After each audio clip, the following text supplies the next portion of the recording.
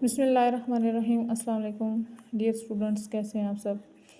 ہم نے مطالعہ پاکستان کلاس 9th کمپلیٹ کر لی ہے۔ چیپٹر وائز آپ کو شارٹ کوسچن، لانگ کوسچنس، ٹھیک ہے، سب کی ویڈیو آپ کو سینڈ کر دی ہیں۔ اور اب ہم جو ہم نے چاروں چیپٹر پڑھے ہیں پوری بک میں، جو موسٹ امپورٹنٹ کوسچن ہے، ٹھیک ہے، لانگ کوسچنس، وہ میں آپ کو بتانا چاہتی ہوں 10-12 کوسچن کہ اگر یہ آپ یاد کر لیں تو آپ جو پورشن ہوتا ہے لانگ کوسچن کا پیپر میں، وہ آپ آسانی سے حل کر سکتے ہیں۔ تو مطالعہ Pakistan class 9th most important long questions, ٹھیک ہے، یہ 12 کوسچن ہیں جو پیپر میں لازمی آئے ہوئے ہوتے ہیں، اور انہی کوسچن میں سے آپ کا جو ہے وہ لازمی لانگ کوسچن آئیں گے، ٹھیک ہے۔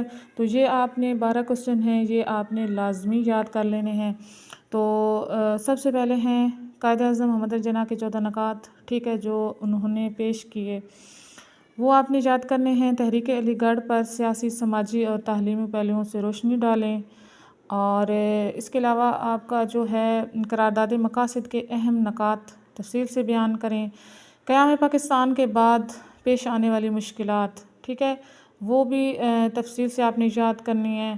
پاکستان کا محل وقوع، اس کی اہمیت تفصیل سے بیان کریں۔ محل وقوع علیحدہ کوسچن ہے، شارٹ میں بھی ہے، اور یہ اگر لانگ میں آ جاتا ہے تو آپ نے وہ شارٹ والا کوسچن پہلے کرنا ہے، اور اس کے بعد جو ہے وہ آپ نے لانگ کرنا ہے۔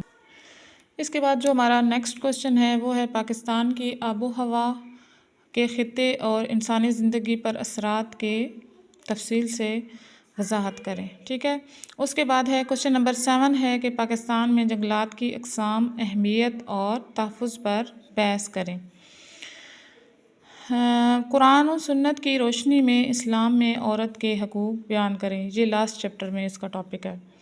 اور پاکستان میں نسوانی تشدد کے خاتمے کے لیے حکومتی اقدامات پر روشنی ڈالیں، اور نظریہ پاکستان کے ماخذ اور اہمیت واضح کریں، یہ فرسٹ چیپٹر میں سے ہے۔ پاکستان کے نظریاتی اساس اور نظریہ پاکستان کے عناصر بیان کریں، اور قائد اعظم محمد علی جناح کے ارشادات کی روشنی میں نظریہ پاکستان کا احاطہ کریں، ٹھیک ہے۔